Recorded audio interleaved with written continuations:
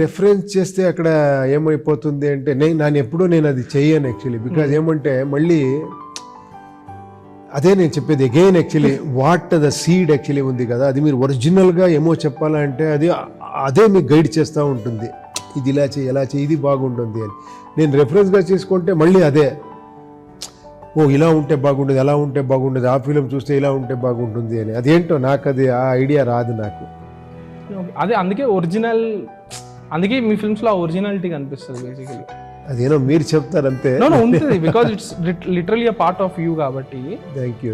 ఉపేంద్రలో ఆ scenes and all like the dialogues అవన్నీ మీ లోపల నుంచి వచ్చే యాంగరే కదా. It might be exaggerated but it is still coming from within you కదా. సో అది నేను ఎక్కడ కనెక్ట్ చేసుకునే ట్రై చేస్తానంటే నా యాంగర్, నా ఫ్రస్ట్రేషన్, నా హ్యాపీనెస్, నా ఇదన్నీ మీతోనే ఉంది అని ఆ ఒక్క ఫీలింగ్ ఉంది నాకు కదా. ఇప్పుడు ఏదైనా ఒక ఫిలిం చూసి నేను నవ్వుతే మీరు నవ్వుతారు పక్క కూర్చొని.